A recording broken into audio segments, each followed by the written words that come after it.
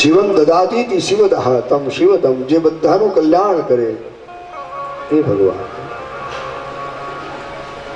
અને જેની કૃપાથી માણસના ત્રણેય તાપ દૂર થઈ જાય છે એ પરમાત્મા. ત્રિવિધ તાપ જે આપણે ગઈકાલે જોતા હતા ને, આધ્યાત્મિક, આદિ ભૌતિક, આદિ દૈવિક, આવા ત્રિવિધ તાપ બતાવ્યા છે. અને આ તાપ મોટા મોટાને તપાવે છે, અકળાવે છે. માણસ નાનું હોય કે મોટા, આ ત્રણ પ્રકારના તાપ કોઈને છોડતા નથી.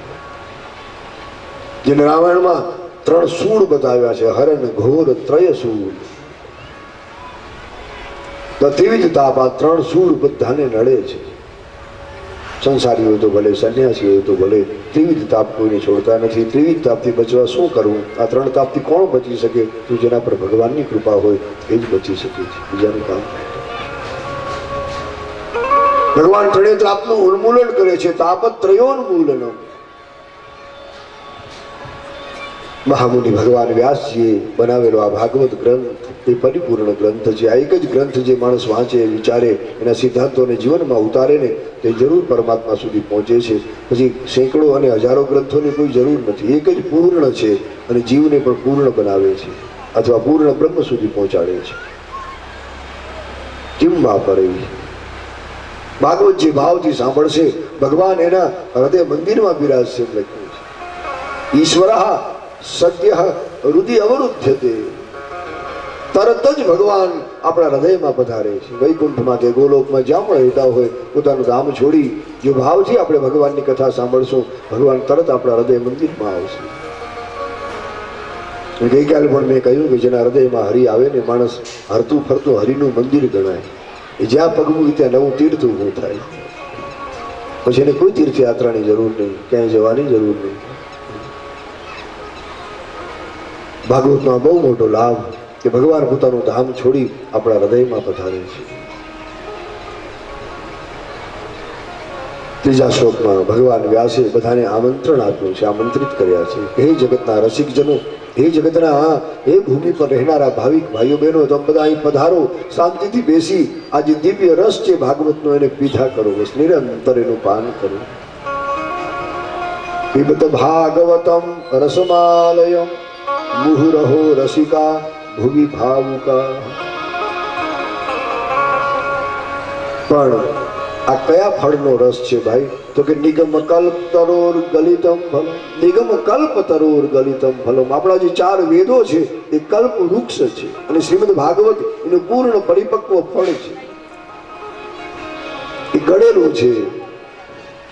ગલિતમ ફલમ. ફળ કાચું હોય ત્યાં સુધી ઝાડમાં લટકવું પડે, એ ફળ એકદમ પાકી જાય એટલે આપોઆપ ખરી પડે છે. ગલિતમ. કાચું હોય ત્યાં સુધી લટકતું હોય ફળ. ભાગવત પણ પૂર્ણ પરિપક્વ પાકેલું ફળ છે, કાચું નથી. અને કાચું ફળ હોય ત્યાં સુધી એમાં કોઈ રસ ન હોય, કોઈ સ્વાદ ન હોય. કાચી કેરી હોય એમાં મધુરતા ન હોય, ખટાશ હોય. ભલે છતાં માણસ તો અથાણું કરીને એને ઝાપટી જાય છે, પણ કાચી કેરીમાં બહુ સ્વાદ ન હોય, બહુ મધુરતા. મીઠાશ તો ત્યારે જ હોય જ્યારે એકદમ પાકી જાય. શ્રીમદ ભાગવત એ પૂર્ણ પરિપક્વ ફળ છે. ચાર વેદ આપણા, યજુર્વેદ, સામવેદ, ઋગ્વેદ, અથર્વવેદ, આ ચાર વેદો છે આપણા, એને નિગમ કહેવાય છે. આ નિગમ શબ્દ આજ રાજનીતિમાં પણ આવી ગયો છે. નાણાં નિગમ, ફલાણા નિગમ, અને નિગમનો અર્થ વેદ. નિશેષેણ ગમયતી બોધયતી. જે ભગવાનનો પૂર્ણ પરિચય આપે એને નિગમ કહેવાય છે. નારાયણ કોણ છે એની જે સમજણ આપે આ વેદ. તો ચાર વેદો આપણા કલ્પવૃક્ષ છે. શ્રીમદ ભાગવત એ કલ્પતરુનું ફળ છે, પૂર્ણ પરિપક્વ, એ કાચું નથી. અને આ ફળ એવું છે, બીજા ફળમાંથી તમારે અમુક વસ્તુ કાઢી નાખવી પડે ને, અને છાલટા છોતરા કાઢવા પડે, એમાં ગોટલો કાઢવો પડે. આ ફળ એવું છે, એમાં કાઢવાનું કંઈ નથી, કારણ કે આખે આખું રસમય ફળ છે. એમાં કોઈ છાલો કાઢવાની નથી, કોઈ બીજ કાઢવાના નથી, આખે આખું પી જવાનું છે આપણે. અને સુખ મુખાદ અમૃત દ્રવ સંયુતમ, એ તો અતિ મધુર રસથી ભરેલું ફળ છે, રસમય ફળ છે. અને એમાં સુખદેવજી મહારાજના મુખમાંથી નીકળેલું અમૃત એમાં ભળેલું છે. એક તો સ્વાદિષ્ટ ફળ હોય ને એમાં એક બે અમૃતના ટીપા પડી જાય બિંદુ, પછી શું એના સ્વાદમાં બાકી રહે? એ મીઠાશ માટે શું કહેવું? સુખદેવજીના મુખારવિંદમાંથી નીકળેલું અમૃત એની સાથે ભળેલું છે, એટલા માટે આ રસનો સ્વાદ અતિશય વધી ગયો છે. એટલે ભગવાન વ્યાસ લખે કે હે ભાઈઓ બહેનો, તમે શાંતિથી આ મંડપની શીતળ છાયામાં બેસી પીબત ભાગવતમ રસમ, આ રસ જેટલો પીવા એટલો પીતા રહેજો.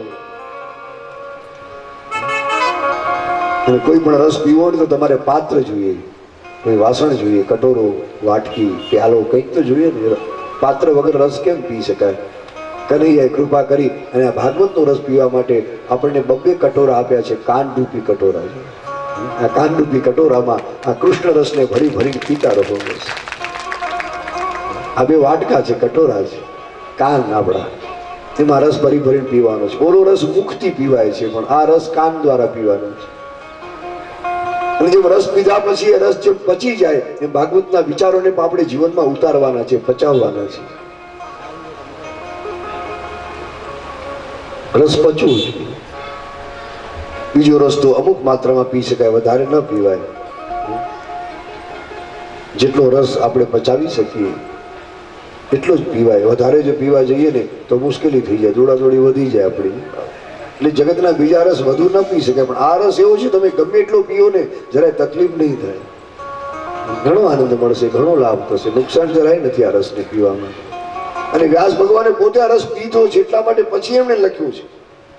કોઈ પણ ફળનો સ્વાદ આપણે ચાખ્યો ન હોય, રસ ક્યારે પીધો નથી, આપણે બીજાને કેમ કહી શકીએ તમે પણ આ રસ પીઓ? વ્યાસજી પોતે અનુભવ કરીને પછી આ લખ્યું છે આ ભાગવતમાં. સુખદેવજી જયારે ગંગા કિનારે કથા કરવા પધારે ત્યારે ભારતના તમામ ઋષિઓ ત્યાં હાજર હતા. ભગવાન વ્યાસ મુનિ પણ એમાં હાજર હતા. સાક્ષાત બ્રહ્મ સ્વરૂપ પોતાના પુત્ર સુખદેવજીના મુખમાંથી નીકળતો અમૃત વ્યાસજીએ પોતે પીધું છે, પછી લખ્યું પીબત ભાગવતમ રસમ. આપણે પોતે અનુભવ જ ન કર્યો તો બીજાને કેમ કહી શકીએ ભાઈ? ક્યાં સુધી પીઓ તો આલયમ, જ્યાં સુધી આપણો લય ન થાય, જ્યાં સુધી જીવ ઈશ્વરમાં ભળી ન જાય ત્યાં સુધી પીતા રહે. પ્રભુ સાથે એકતા થયા પછી કદાચ પાન ન કરી શકો તો વાંધો નહીં, પણ ત્યાં સુધી મુહુ વારંવાર પીતા રહેજો. ખાલી એકવાર નહીં, જ્યારે જ્યારે મોકો મળે, જ્યારે જ્યારે તક મળે, આ તકને ચૂકીએ નહીં. કારણ કે આવો અવસર ઈશ્વરની કૃપા વગર નથી મળતો ભાઈ. બહુ જ્યારે કૃપા થાય ભગવાનની તો જ આવો લાભ, આવો અવસર માણસને મળતો હોય છે. અને પૂર્ણ ભાગ્યશાળી હોય ને એ જ આ ભગવાનનો રસ પી શકે. દુર્ભાગ્યનું કામ નથી, જે ભાગ્યહીન છે એનું કામ નથી. હરિરસ પીવાની ઈચ્છા બધાના દિલમાં નથી જાગતી. આ પ્રેમ રસ બધા નથી પી શકતા. કથા શ્રવણમાં બધાને આનંદ નથી આવતો. તુલસીદાસજી મહારાજે દુહાવલીમાં લખ્યું છે કે તુલસી પૂર્વ જ પાપ છે, હરિચર્ચા ન સુહાય. ઘણા લોકોને ભગવાનની ચર્ચા ન ગમે. લૌકિક વાતો થતી હોય તો મેં ગઈકાલે કહ્યું કે વગર આમંત્રણે ધમકીને બેસી જાય, ગોઠવાઈ જાય. હાલવા કોની વાતો કરે છે જરા 2-4 હું સાંભળી તો લો. જગતની વાતો થતી હોય તો વગર આમંત્રણે પહોંચી જાય, ગોઠવાઈ જાય માણસ. પણ જ્યાં હરિની ચર્ચા થતી હોય ઘણાને ત્યાં બેસવું અને સાંભળવું નથી ગમતું કે આ બધું શું ચાલી રહ્યું છે. કારણ કે એનો વિષય નથી, એનામાં સમજણ નથી, એને આ રસ ક્યારેય પીધો નથી, એને આનંદ ક્યારેય માણ્યો નથી, એટલે એને કેમ ખબર પડે કે આમાં શું છે?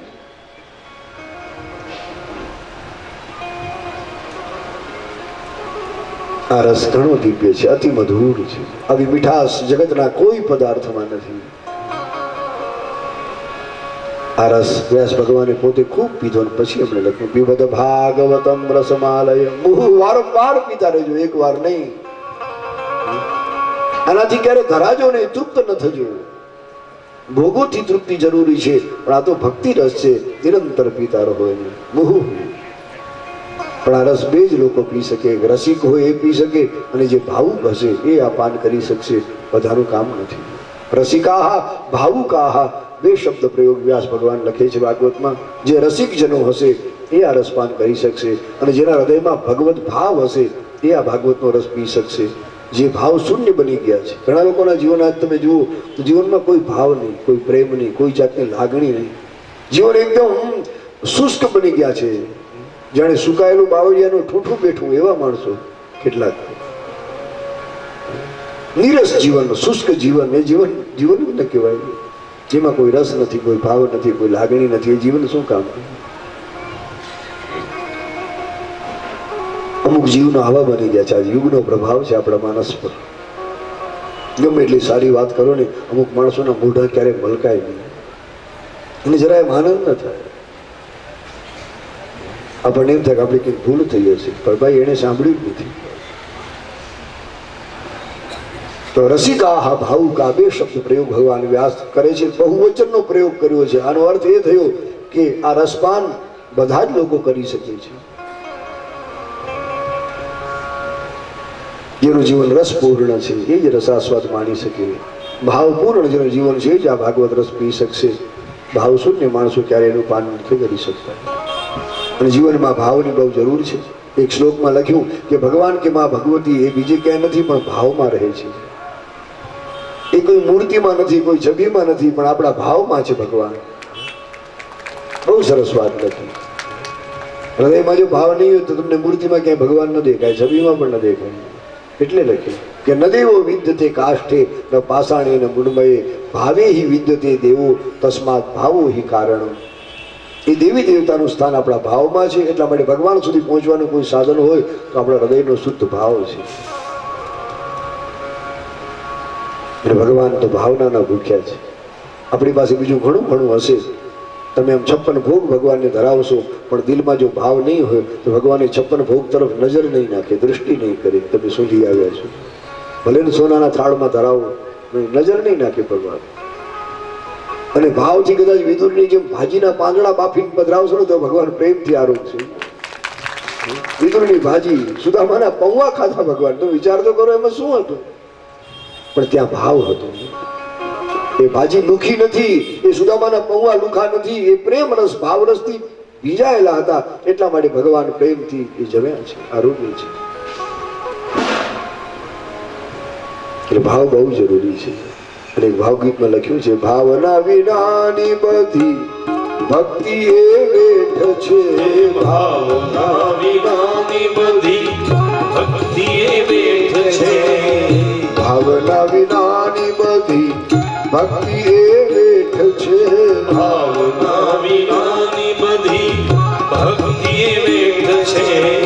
રીઝેન રામ કદી વેઠમાં, રીઝેન રામ કદી વેઠમાં. એ મોટા શેઠ વેઠ ઉતારશો તો રાજી નહીં થાય. રીઝેન રામ કદી વેઠમાં, રીઝેન રામ કદી વેઠમાં. ધ્યાન એનું ક્યાંથી લાગે ભગવાનમાં, ધ્યાન એનું ક્યાંથી લાગે ભગવાનમાં. ચામડી બચાવે પ્રભુ કામમાં, ચામડી બચાવે પ્રભુ કામમાં. ચામડી બચાવે પ્રભુ કામમાં, ચામડી બચાવે પ્રભુ કામમાં. ધ્યાન એનું ક્યાંથી લાગે ભગવાનમાં, ધ્યાન એનું ક્યાંથી લાગે ભગવાનમાં. ધ્યાન એનું ક્યાંથી લાગે ભગવાનમાં, ધ્યાન એનું ક્યાંથી લાગે ભગવાનમાં. મેવા મિષ્ટાન ભલે રોજ એ આરોગ તો, એવા મિષ્ટાન ભલે રોજ આરોગ્ય તો. ખાવા પીવાની મરાય નથી આપણે ત્યાં. ગઈકાલે સાંજના પણ તમે જોયું ને, વ્યાસ ભગવાન પણ છૂટ આપી, પ્રેમથી ખાજો.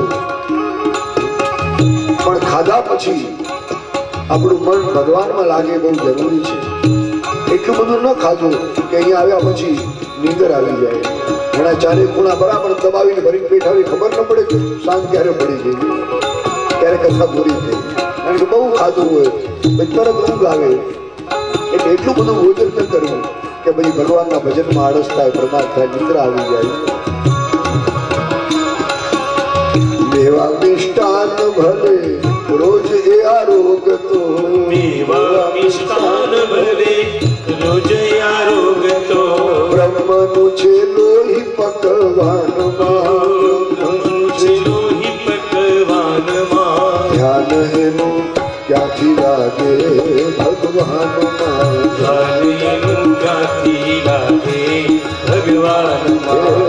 ચામડી બચાવે પ્રભુ કામમાં, ચામડી બચાવે પ્રભુ કામમાં. ચામડી બચાવે પ્રભુ કામમાં, ચામડી બચાવે પ્રભુ કામમાં. ધ્યાન એનું ક્યાંથી લાગે ભગવાનમાં, ધ્યાન એનું ક્યાંથી લાગે ભગવાનમાં. ધ્યાન એનું ક્યાંથી લાગે ભગવાનમાં. એ નામ એનું ક્યાંથી લાગે ભગવાનમાં.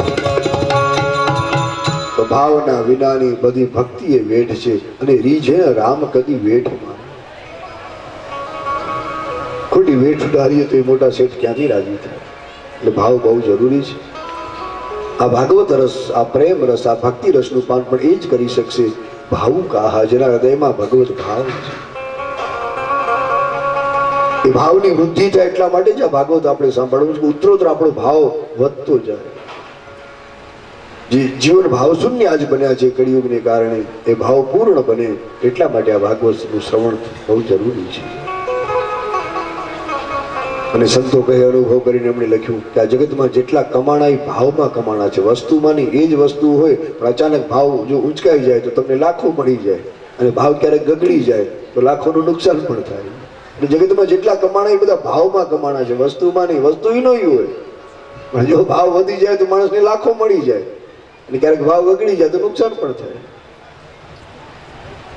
એ ભગવત ભાવની વાત હું કરી રહ્યો છું. પ્રભુ પ્રત્યેની લાગણી ખૂબ જરૂરી જીવનમાં, પણ સમયના પ્રભાવને કારણે આપણું આજ હૃદય ભાવ શૂન્ય બનતું જાય છે. ફરીથી હૃદય ભાવ પૂર્ણ બને એટલા માટે જ આ ભાગવતની બધી કથાઓ, પ્રભુની લીલાઓ આપણે સાંભળવાની છે. આમંત્રિત આ રીતે વ્યાસ ભગવાને બધાને કર્યા છે. નૈમિષારણ્યમાં આમંત્રણને માન આપી 88,000 સૌનકાદિક ઋષિમુનિઓ બેઠા છે. આ દેવતાઓનું ક્ષેત્ર છે. નિમિષે અનિમિષક ક્ષેત્રે અનિમિષાહ દેવા, આ દેવ ક્ષેત્ર છે. એમાં 88,000 ઋષિઓ બેઠા છે. સૌનક વગેરે 1000 વર્ષનું સત્રનું આયોજન કર્યું છે હરિકથા માટે. કેટલો મોટો સમય આપણા ઋષિઓએ આપ્યો છે ભગવાન માટે. આજે આપણને બીજા બધા માટે સમય છે, પણ ભગવાન માટે સમય નથી. વિવાહ વેલામાં જવું હોય તો કંકોત્રી આવી નથી, થેલા ઉપાડીને આપણું ભાગ્યા નથી કે વિવાહીનો કાગળ આવ્યો છે, મોબાઈલ ફોન આવ્યો, જવું પડશે. બધા માટે સમય છે, પણ ભગવાન માટે સમય નથી. આપણા ઋષિઓને ખરેખર વંદન કરવા પડે કે એમણે 1000 વર્ષનો સમય ભગવાન માટે રાખ્યો છે. સ્વર્ગમ સત્રાય લોકાય સહસ્ર સમમહાસત. 1000 વર્ષના સત્રનું આયોજન કર્યું છે નૈમિષારણ્યમાં. શું કામ? હરિ માટે. બીજું કોઈ પ્રયોજન નથી. અમારે માધવને મળવું છે, અમારે પ્રભુને જાણવા છે, એટલા માટે આ સત્રનું આયોજન. વ્યાસપીઠ પર સુત પુરાણી મહારાજ બેઠા છે. સૌનક મુનિએ 6 પ્રશ્ન પૂછ્યા છે કે હે સુતજી, આ ભાગ્યશાળી છો કે ભગવાન વેદ વ્યાસ જેવા સમર્થ જ્ઞાની ગુરુ તમને મળ્યા છે. આ બહુ ભાગ્યશાળી, કારણ કે જેવા ગુરુ હોય ને એવા ચેલા બનતા હોય છે. જૈસા ગુરુ વૈસા ચેલા, આ નિયમ છે. ગુરુ જો જ્ઞાની હોય, શિષ્ય પણ જ્ઞાની બને. અને ગુરુ જો વ્યસની હોય તો ચેલો પણ બીજું શું કરે? આખો દી ધુમાડા જ કાઢ્યા કરશે, ગાંજાના, સિગારેટના, બીડીઓના. કારણ કે ગુરુ વ્યસની મળ્યા છે. એ શિષ્ય પણ એવો જ બનશે. આપણે ત્યાં કહેવત છે, કુવામાં હોય તો અવાડામાં આવે, પણ કુવાના તળિયા ખાલી પડ્યા તો અવાડા તો ખખડતા જ હોય ને, પછી પાણી ક્યાંથી હોય ભાઈ? એટલા માટે ગઈકાલે આપણે કહ્યું છે, ગમે તે વ્યક્તિને ગુરુ ક્યારે માનજો નહીં, અને એકવાર હૃદયથી જેને માનું પછી સતત એના થઈને રહો.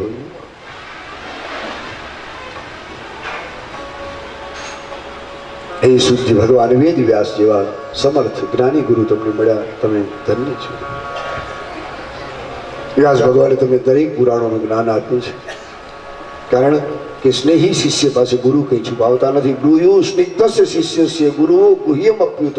ગુપ્તમાં ગુપ્ત રહસ્ય એ પોતાના પ્રેમી શિષ્ય પાસે રજૂ કરતા હોય છે, કંઈ છુપાવતા નથી. એક સવાલ એ પૂછ્યો, મહારાજ એવી સુંદર કથા સંભળાવો કે જે સાંભળવાથી બધાનું પરમ કલ્યાણ થાય. પુંસામ એકાંત શ્રેય તન્નઃ સંસિતું મરહસી. જે બધાનું કલ્યાણ કરે એવું કંઈક અમને કહો. અને આ છે આપણા ધર્મની ઉદારતા. મારું કલ્યાણ થાય કે આપણા દેશવાસીઓનું કલ્યાણ થાય એવું નહીં, જગતમાં જેટલા લોકો છે બધાનું પરમ શ્રેય થાય એવું કંઈક સંભળાવો. પુંસામ બહુ જ એનો પ્રયોગ કર્યો છે. બીજો સવાલ એ પૂછ્યો છે, મહારાજ આજ કલિયુગમાં લોકો અલ્પાયુષી બન્યા છે, આયુષ્ય ઘટતું જાય છે. મંદમતી કેટલાક માણસો થયા છે, માણસનું ભાગ્ય પણ મંદ પડતું જાય છે. આજે મંદીનો સમય ચાલી રહ્યો છે. મંદા સુમંદ મતયો મંદ ભાગ્ય યુપદ્રુતા. તો આવા લોકોનું કલ્યાણ કઈ રીતે થાય એ કૃપા કરો.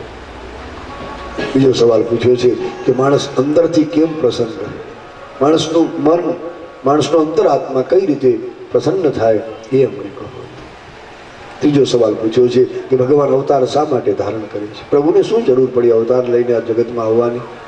એ વૈકુંઠમાં શાંતિથી બેઠા ન હોય અથવા પોતાના સાકેતમાં કે ગોલોકમાં રાધાજી સાથે બિરાજમાન ન થઈ શકે, પણ શા માટે ધરતીમાં આવે છે આપણી વચ્ચે આપણા જેવા બનીને? એનું કારણ શું?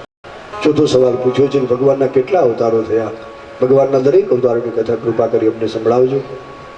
પાંચમો સવાલ પૂછ્યો છે કે હમણાં આ કલયુગના આરંભમાં, દ્વાપર યુગના અંતમાં જે ભગવાનનો કૃષ્ણ અવતાર થયો એ ભગવાન શ્રી કૃષ્ણ અને બલરામજી મહારાજની મધુર મંગલ કથાઓ અમને ખૂબ વિસ્તારથી કહેજો. અને છઠ્ઠો સવાલ પૂછ્યો છે કે ભગવાન શ્રી કૃષ્ણ જ્યારે અવતાર કાર્ય પૂર્ણ કરી નિજ ધામ પધાર્યા ત્યારે ધર્મ કોને શરણે ગયો છે?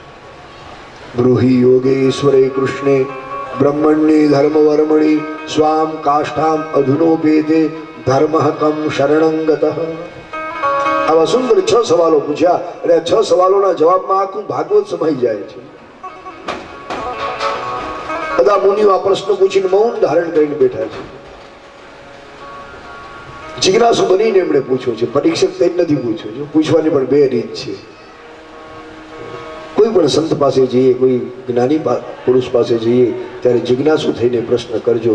આપણે પરીક્ષક થઈને ત્યાં ન જવાય, એની પરીક્ષા લેવાનો આપણને કોઈ અધિકાર નથી. પરીક્ષક પણ પ્રશ્ન પૂછતા હોય પણ આપણે તો જિજ્ઞાસા લઈને જવાનું, જાણવાની ઈચ્છા લઈને જવાનું છે. હું નથી જાણતો એટલે આપણા ચરણોમાં આવ્યું છું, આપ કૃપા કરી મને કંઈક સમજાવો. અને તો જ જ્ઞાન મળે, નહીં તર ન મળે. જ્ઞાન મેળવવાની 3 રીત ગીતાજીમાં ભગવાન બતાવે છે. તદ્વિધિ પ્રણિપાતેન પરિપ્રશ્નેન સેવયા ઉપદેક્ષ્યંતિ તે જ્ઞાનમ જ્ઞાનીન તત્વદર્શિન. અર્જુન, એ તત્વજ્ઞાની પુરુષના ચરણમાં ગયા પછી સૌથી પહેલા તારે પ્રણામ કરવા પડશે. જેની પાસે કંઈક સમજવું છે, જાણવું છે, એને પેલા વંદન કરવા પડે, માથું એના ચરણે મૂકવું પડે. અને માથું મૂકવું એટલે આ મારી બુદ્ધિ, બુદ્ધિમાં ભરેલું અહમ બધું જો આપને અર્પણ કરવું છે. પ્રણિપાત, પ્રણામ કરવા પડે, આ પહેલી રીત છે. બીજી રીત છે કે પ્રણામ કર્યા પછી એ જ્યાં બેઠા હોય એના કરતા નીચા બેસવું, એના સરખી આસને ન બેસાય, કારણ કે આપણે જ્ઞાન લેવા ગયા છીએ. એના ઉપર તો ક્યારે ન બેસે, એનાથી ઊંચી આસને બેસી તો કંઈ ન મળે. એ જ્યાં બેઠા છે જ્ઞાની પુરુષ એના ચરણોમાં આપણે બેસીએ અને જિજ્ઞાસુ બની પરિપ્રશ્ન એનો પ્રશ્ન પૂછીએ, જે મૂંઝવણ હોય આપણા મનમાં એ રજૂ કરીએ. અને ત્રીજો રસ્તો જ્ઞાન મેળવવાનો ભગવાન બતાવે ગીતામાં. સેવયા, એ જ્ઞાની પુરુષની આપણાથી થઈ શકે એ રીતે સેવા પણ કરવી પડશે, તો જ સમજણ મળશે, તો જ જ્ઞાન મળશે, એમને નહીં મળે. 3 રીત જ્ઞાન મેળવવાની પ્રભુ ગીતામાં બતાવે છે. જ્ઞાન એ પરમ પવિત્ર તત્વ છે. જ્ઞાન જેવું પવિત્ર તત્વ જગતમાં એકે નથી. નહીં જ્ઞાનેન સદૃશમ પવિત્ર મિહ વિદ્યતે તત્ સ્વયં યોગ સંસિદ્ધ કાલેન આત્મને વિદ્યતે. જ્ઞાન એ અગ્નિ છે જે આપણે તમામ કર્મોને બાળીને ભસ્મ કરે છે. તમામ કર્મ બળ્યા પછી માણસને મુક્તિ મળે, ત્યાં સુધી ન મળે. શુભ કર્મ બાકી રહી ગયા હોય તો પણ એને ભોગવવા આવવું પડે, નવો જન્મ લેવો પડે. અને અશુભ કર્મ બચ્યા હોય તો પણ એને ભોગવવા આવવું પડે. પણ જ્યારે શુભાશુભ તમામ કર્મનો ક્ષય થાય પછી મોક્ષ મળે, ત્યાં સુધી ન મળે. અને આ કર્મોને ક્ષીણ કરવાનું કામ, ભસ્મ કરવાનું કામ જ્ઞાન કરે, કારણ કે જ્ઞાન એ અગ્નિ છે. અગ્નિમાં તમે લીલું સૂકું જે કંઈ નાખો બધું બળી ભસ્મ થઈ જાય. જ્ઞાન અગ્નિ છે, આપણા શુભ અશુભ તમામ કર્મોને ભસ્મ કરી નાખે છે. એટલા માટે જ્ઞાન બહુ જરૂરી છે. આ સંસાર સાગર છે, ભવસાગરને કેમ તરવું? ભગવાને કહ્યું કે જ્ઞાન એ નૌકા છે. જ્ઞાનરૂપી હોડીમાં, આ નૌકામાં, સ્ટીમરમાં જે બેસી જશે એને અભવ સિંધુ તરતા જરાય વાર નહીં લાગે. સંસાર સાગર છે અને સંસારને સાગરની દરિયા સાથે એટલા માટે ઉપમા આપી, કારણ કે જેમ દરિયામાં તમે જુઓ તો મોટા મોટા મોજા ઉછળતા હોય છે, તરંગો સતત આવતા હોય છે. અહીંયા સંસારરૂપી સાગરમાં પણ સુખ દુઃખ રૂપી મોજા હંમેશા ઉછળતા હોય છે. ક્યારેક સુખ, ક્યારેક દુઃખ, ક્યારેક લાભ, ક્યારેક હાનિ. આ બધું સહન કરવું પડે તો જ તમે આ સાગરમાં સ્નાન કરી શકો. એના તરંગોથી જો ગભરાઈ જાય માણસ અને કિનારે બેઠો હોય કે હમણાં તરંગ શાંત થશે પછી હું ડૂબકી લગાવું, તો એની ભૂલ છે, કારણ કે આ તો સમુદ્ર છે, એના તરંગ ક્યારે શાંત નહીં થાય. તો સુખ દુઃખ રૂપી મોજા ઉછળતા હોય છે આ સંસાર સાગરમાં.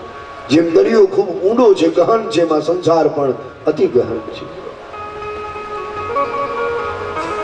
જેમ સાગર એમાં ક્યારેક ભરતી આવે, ક્યારેક ઓટ આવે, પૂનમના ભરતી આવે અને અમાસના ઓટ આવે. એમાં સંસારમાં પણ ક્યારેક સુખરૂપી ભરતી આવે, ક્યારેક દુઃખરૂપી ઓટ આવે છે. ક્યારેક લાખોનો તમને લાભ થાય, ક્યારેક ખોટ પણ આવે, કારણ કે આ સંસાર સાગર છે. એને દરિયા સાથે આપણા ઋષિઓએ સરખાવ્યું છે. દુનિયા દરિયા જેવી છે, સંસાર એ સાગર છે, ભવ સિંધુ. એને કઈ રીતે તરવું? તો એકલાથી નહીં તરાય. એના માટે હરિની સહાય લેવી પડશે. જેને હરિની હેલ્પ મળે, માધવની મદદ જેને મળે, એ ભવસાગર પ્રેમથી પાર કરી જાય છે, વાર નથી લાગતી. સંસાર સાગર છે, એ સંસાર સાગર છે, એકલે તરાય ના. સંસાર સાગર છે, એકલે તરાય ના. ઈશની સહાય વિના પાર ઉતરાય હો. ઈશની સહાય વિના પાર ઉતરાય ના. ઈશની સહાય વિના પાર ઉતરાય હો. ઈશની સહાય વિના પાર ઉતરાય ના. જીવન નૈયાનું સુકાન એને સોંપજે. જીવન નૈયાનું સુખાને શોધ છે. મનડું પ્રભુના ચરણમાં તું રાખજે. મનનું પ્રભુના ચરણમાં તું રાખજે. મનડું પ્રભુના ચરણમાં તું રાખજે. મનનું પ્રભુના ચરણમાં તું રાખજે. ભક્તિ સમજાવી છે, ગીતામાં વાંચજે.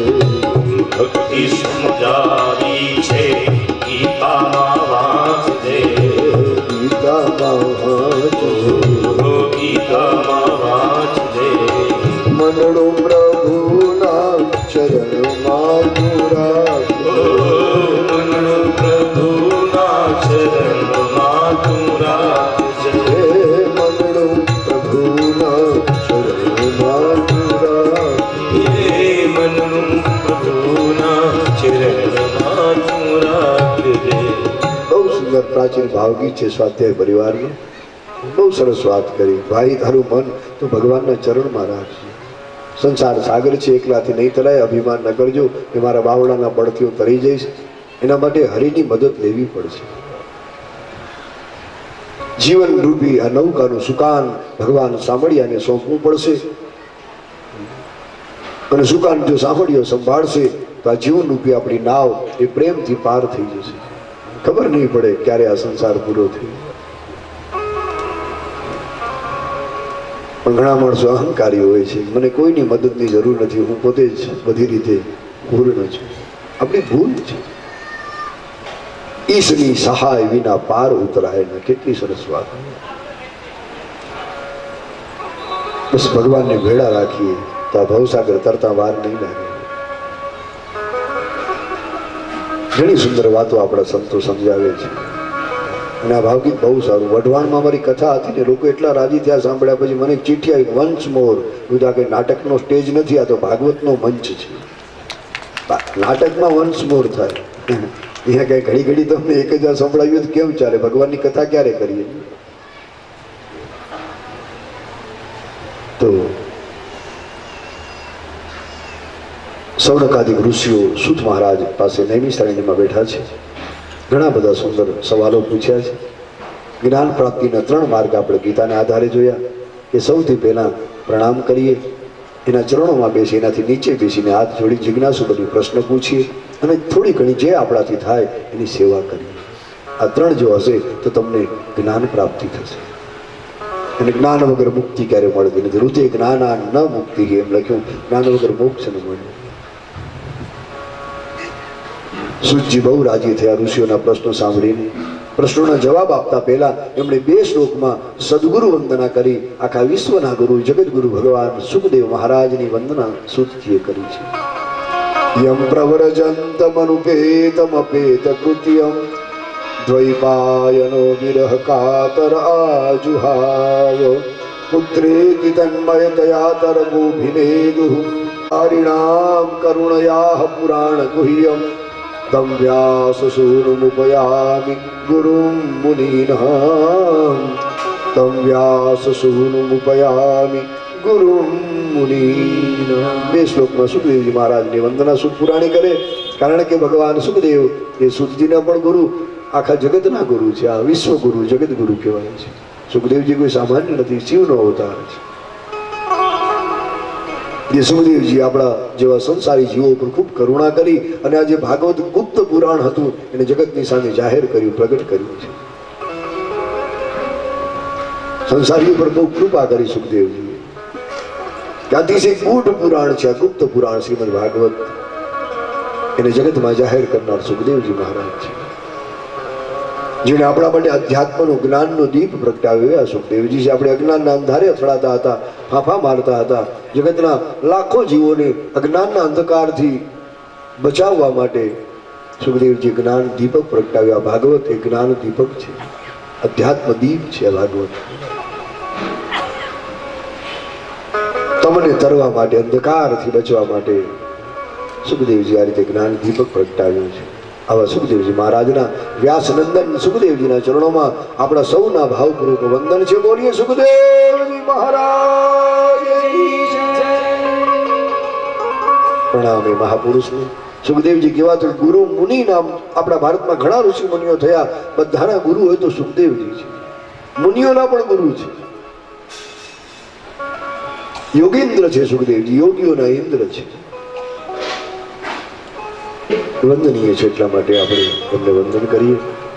ત્યાર પછીના શ્લોકમાં ચારની વંદના કરી. સુત પુરાણી, ભગવાન નર, નારાયણ, મા જગદંબા સરસ્વતી અને વ્યાસ મહારાજ, આ ચારેયની વંદના કરી છે. નારાયણ નમસ્કૃત્ય નરં ચૈવ નરોત્તમં દેવીમ સરસ્વતી વ્યાસમ તતો જયમુદીરયે. ભગવાન નર નારાયણને મારા વંદન છે, મા જગદંબા સરસ્વતીને મારા વંદન છે, ભગવાન વ્યાસ પ્રભુને મારા વંદન છે. ચારણી વંદના એક જ શ્લોકમાં કરી છે.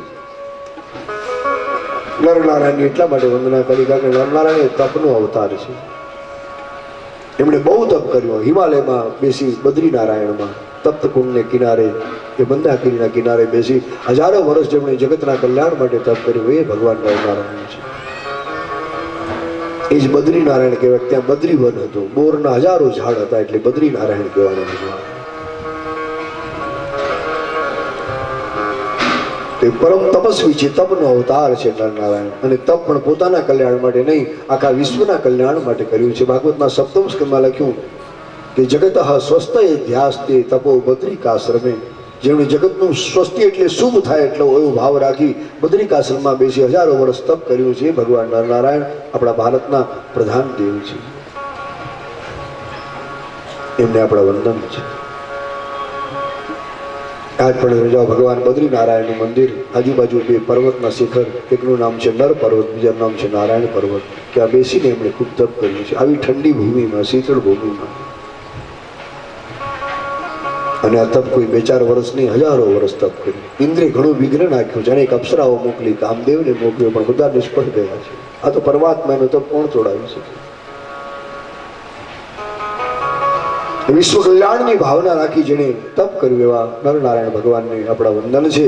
માં જગદંબા સરસ્વતી એ જ્ઞાનની દેવી છે, જ્ઞાનની શક્તિ, વિદ્યાની શક્તિ, વાણીની શક્તિ માં સરસ્વતી છે. જેના પર માં સરસ્વતીની કૃપા થાય એને સદવિદ્યા મળે, એને સારી વાણી મળે, એને દરેક પ્રકારનું જ્ઞાન મળે. સ્વરની શક્તિ, સંગીતની શક્તિ પણ માં સરસ્વતી છે. સંગીતના સપ્ત સ્વર એમાં વિશારદ થવા માટે પણ સરસ્વતીની આરાધના કરવી પડે. શારદાની કૃપા પાત્ર આપણે બનવું પડે, તો જ માણસ એ માર્ગમાં આગળ વધી શકે. તો માં સરસ્વતીને પણ આપણા વંદન છે. જ્ઞાન, વિદ્યા, શાસ્ત્રની શક્તિ સરસ્વતી છે. જેટલા જેટલા જગતમાં વિદ્વાનો થયા, જેણે જેણે શાસ્ત્રોની રચના કરી, એ બધાએ સરસ્વતીનું ખૂબ ભજન કર્યું છે, સરસ્વતી માની સ્તુતિ કરી છે. પછી જ માની કૃપાથી એમને વિદ્યા મળી, જ્ઞાન મળ્યું, અને આવા અનેક શાસ્ત્રો એમણે રચ્યા છે.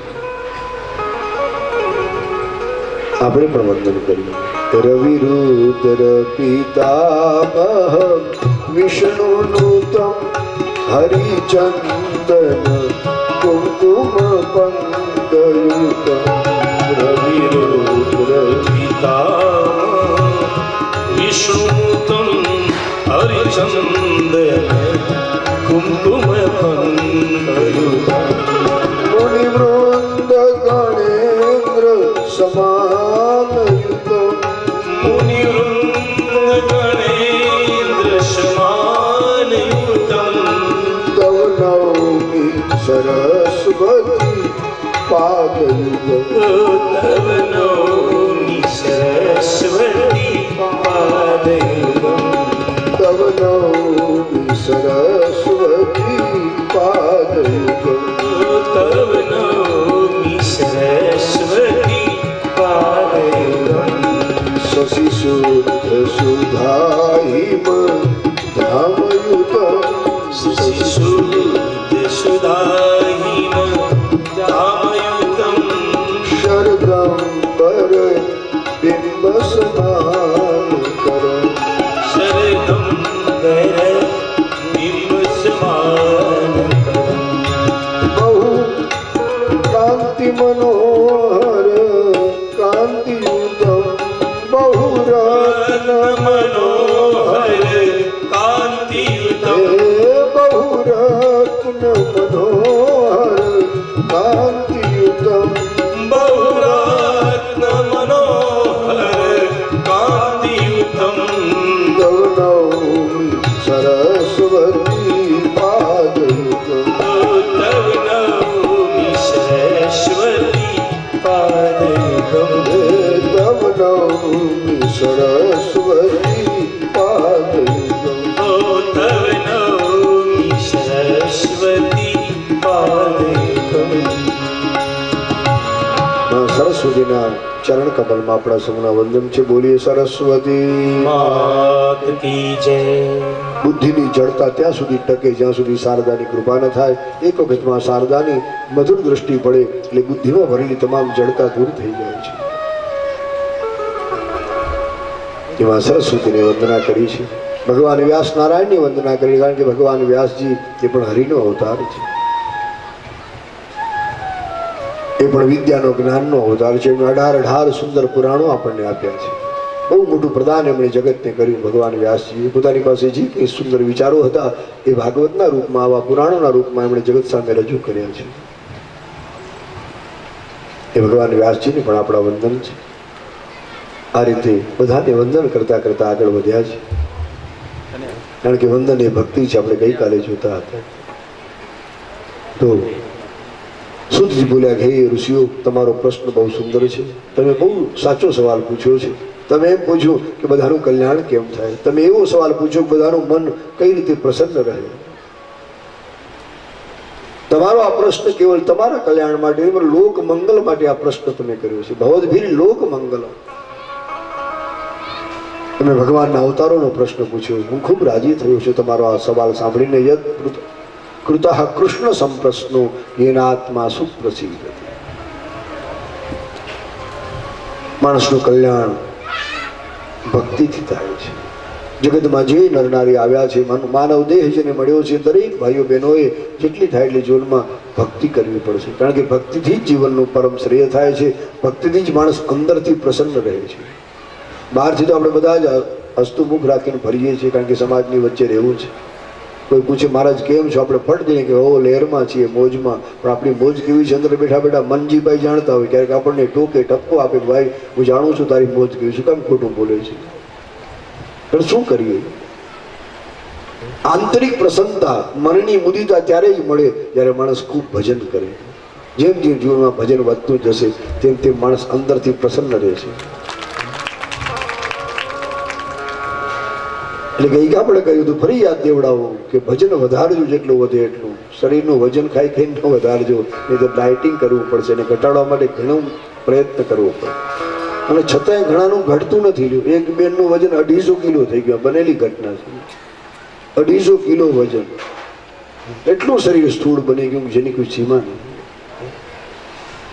ઊભા હોય તો નીચે બેસી ન શકે, અને બેસી ગયા પછી ઊભા ન થઈ શકે, અને 4 જણાએ તો ઉપાડવા પડે. બેસવા માટે સ્પેશિયલ ખુરશી બનાવેલી એમની માટે. અને આ સડી ઘટાડવા બેને ખૂબ દવાઓ ખાધી, ઘણી મહેનત કરી, પણ અંતે બિચારા નાની ઉંમરમાં ગુજરી ગયા. આ બનેલી હકીકત છે. અતિ સ્થૂળતા એ પણ સારી નહીં. બસ ભજન વધારીએ જીવનમાં, એનાથી ઘણો આનંદ મળશે, આંતરિક પ્રસન્નતા પ્રાપ્ત થશે, માણસ અંદરથી પ્રસન્ન રહેશે, આપણી ભક્તિ વધે. એ ભક્તિ કઈ રીતે કરવી? સૂજીએ 2 પ્રકારે બતાવ્યા છે. અહેતુકી ભક્તિ, અપ્રતિહતા ભક્તિ.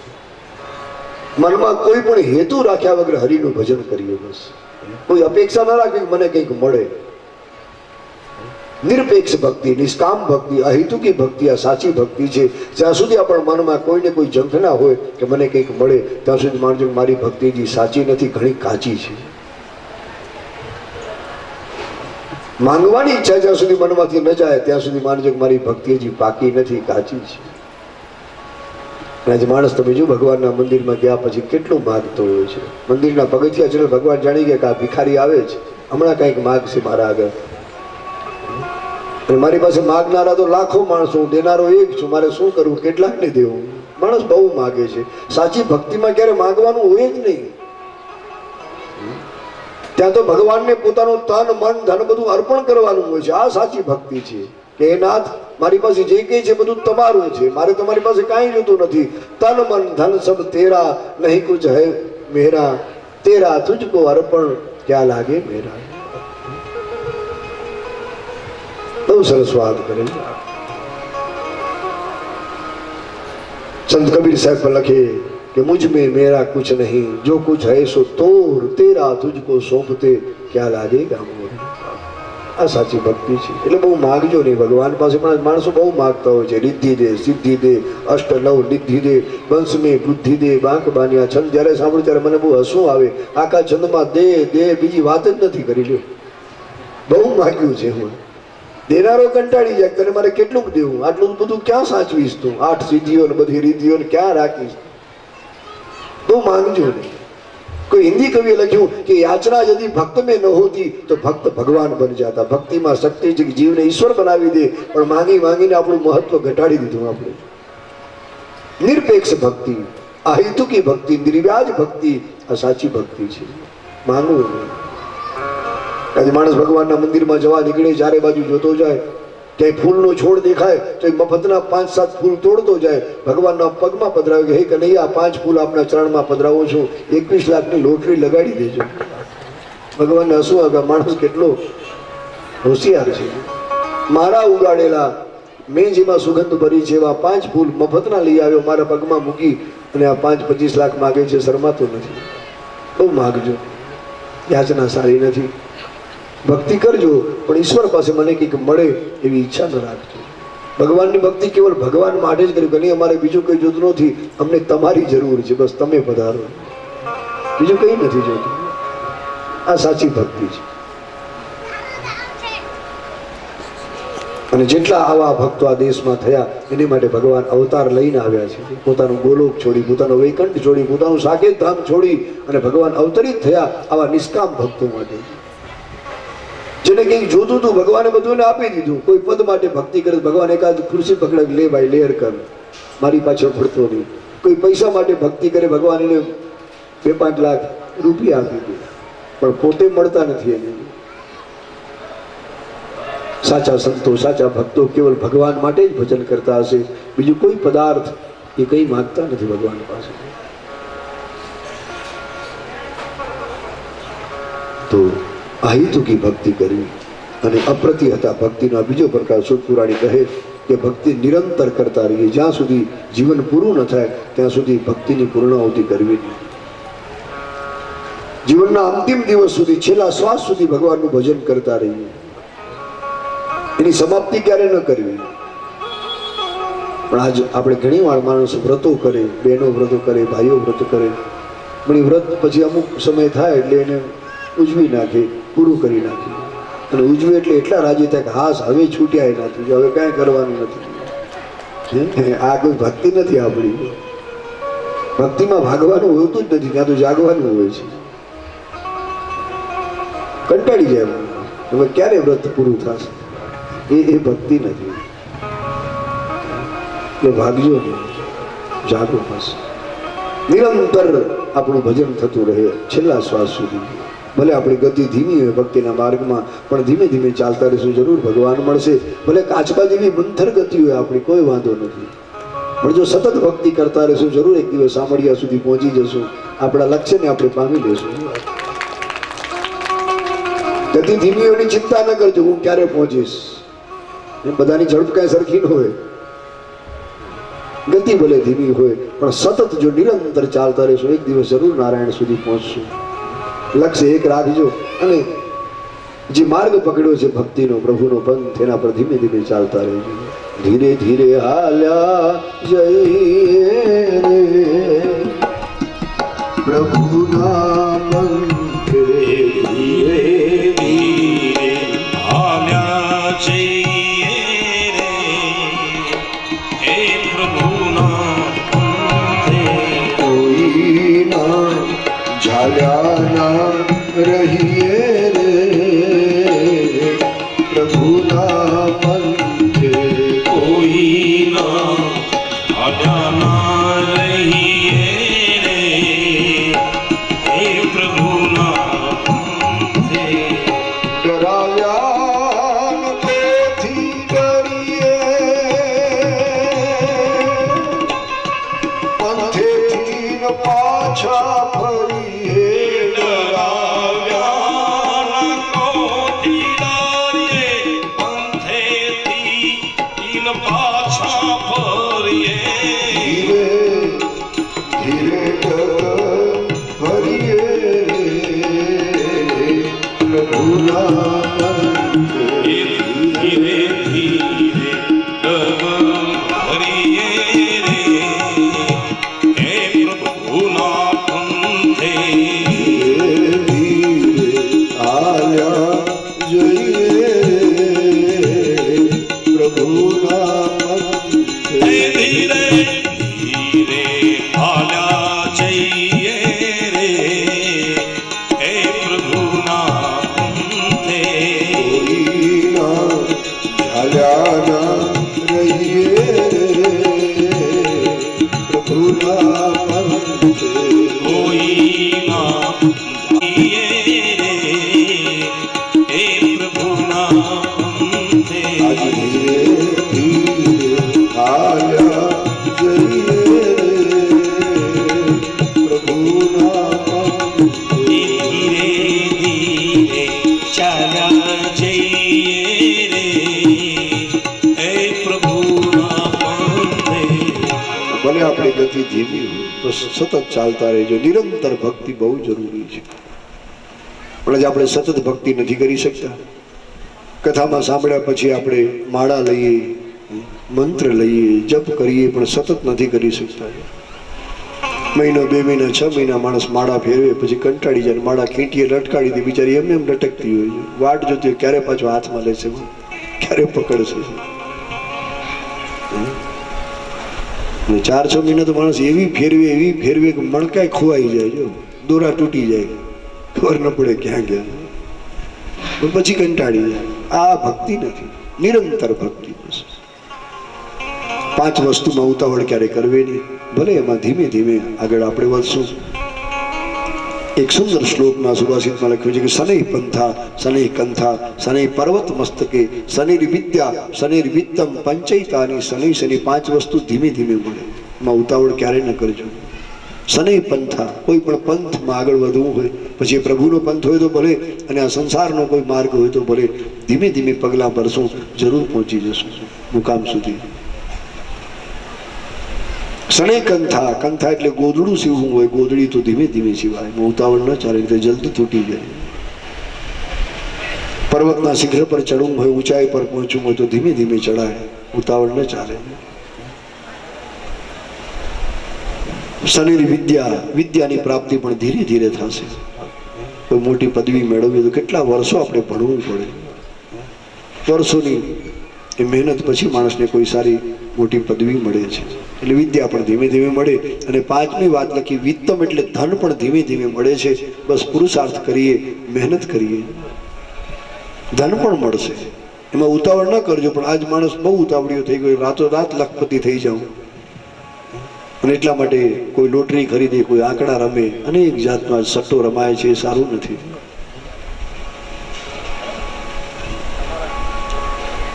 ધન પણ મળશે, પણ ધીરે ધીરે. 5 વસ્તુમાં ઉતાવળ કરવી નહીં.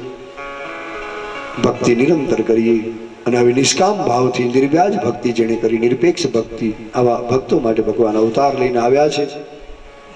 અનેક વખત આવ્યા છે. ચિદાનંદ પરમાત્માને 24 અવતારોનું વર્ણન અહીં 3ય સ્કંદમાં કર્યું છે.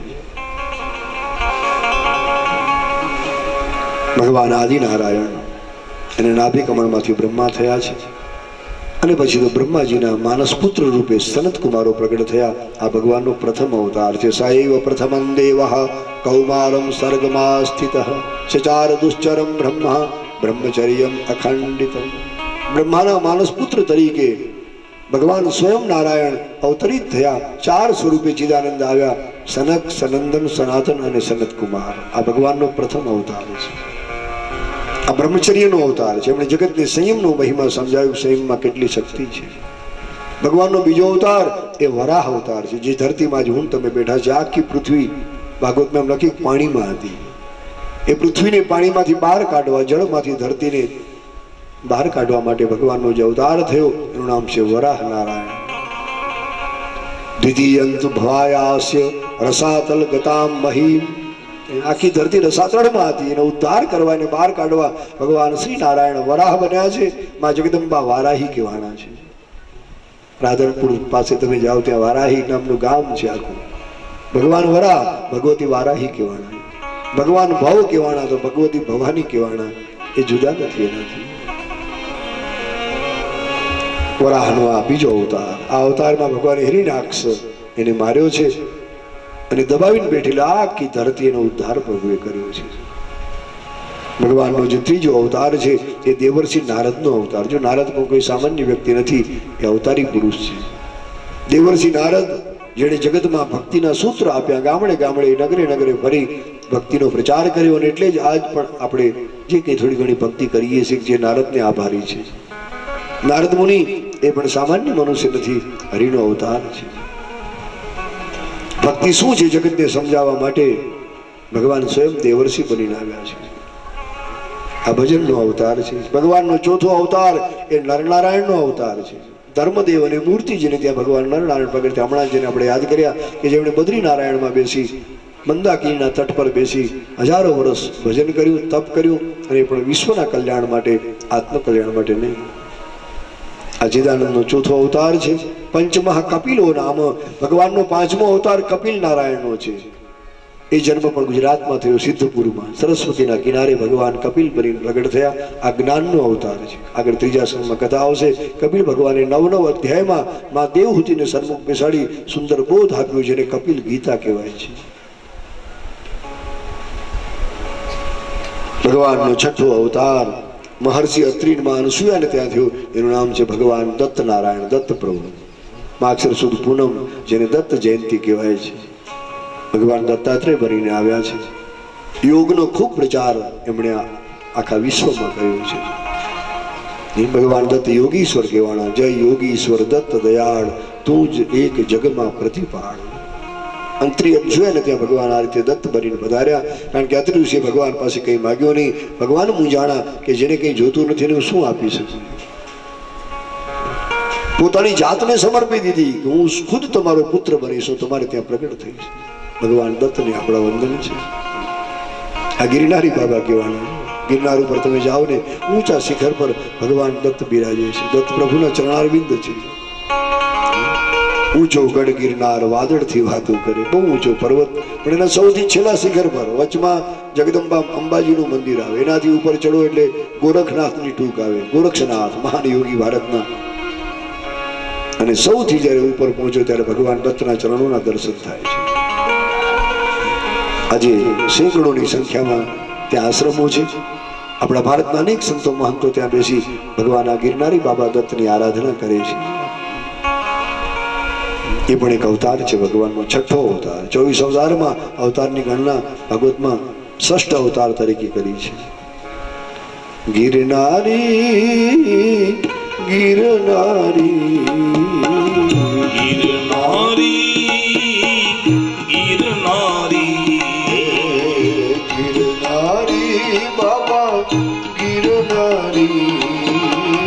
ગિરનારી બાબા ગિરનારી બોલો દત્ત દિગંબર ગિરનારી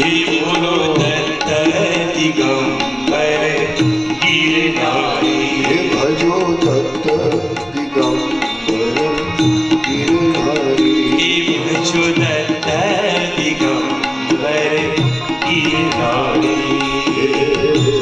ગિરનારી બાબા ગિરનારી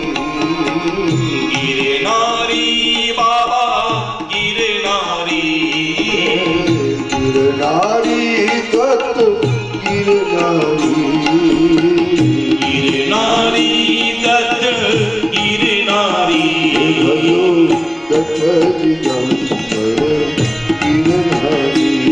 ભજો દત્ત દિગંબર ગિરનારી બોલો